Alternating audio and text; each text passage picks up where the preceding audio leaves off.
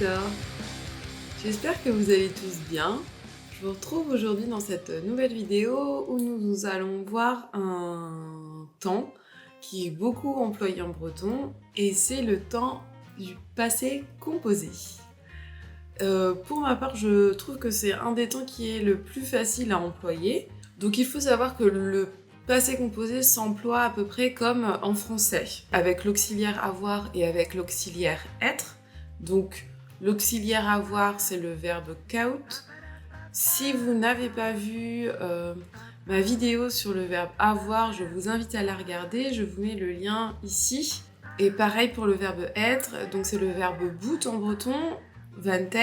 Si vous n'avez pas vu ma vidéo sur le verbe être, pareil, je vous invite à la regarder, je vous mets le lien ici. Et donc pour former le participe passé d'un verbe, on enlèvera sa terminaison, donc on gardera la base verbale et on rajoutera ET.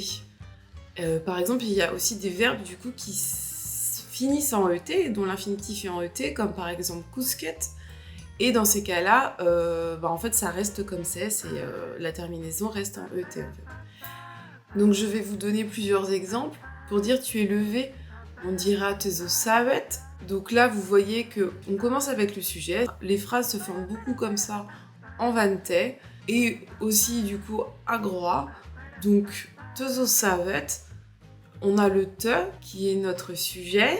Ensuite, du coup, nous avons le verbe être qui est devenu zo, puisque le sujet est avant. Et ensuite, nous avons le participe passé qui est savet, et donc qui finit en ET, sachant que c'est un verbe irrégulier, puisque le verbe à l'infinitif est sevel, et donc la base verbale est save, et donc on a rajouté ET pour former le participe passé. Donc là, j'espère que déjà c'est clair. Pour dire « j'ai vu la mer », on dira « membes duelter mort ». Donc là, notre sujet commence la phrase. En breton, vante, populaire, c'est comme ça souvent qu'on commence une phrase avec le verbe « avoir ».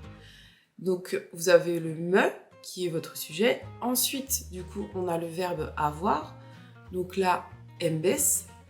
Ensuite, nous avons le verbe dwelt, qui est le verbe voir. Et une des particularités du breton de Groix, c'est que certains verbes qui sont participes passés, en fait le ET devient juste T.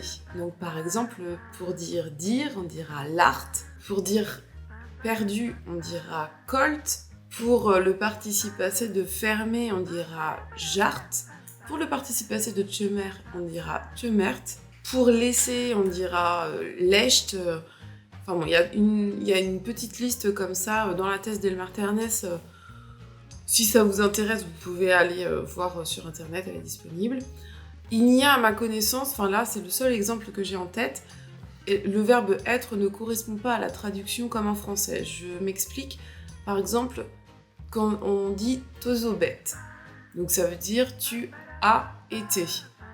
Donc te, c'est tu.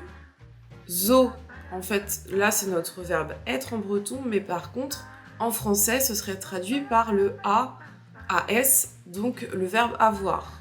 Et bête, c'est le participe passé du verbe être et du verbe avoir.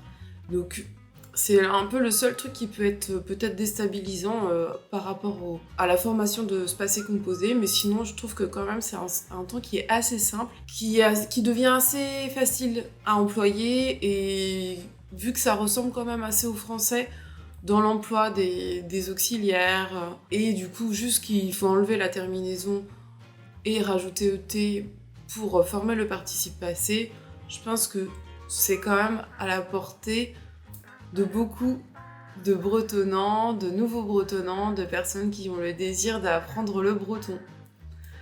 Voilà, j'espère que cette vidéo vous aura plu, j'espère qu'elle vous aura été utile.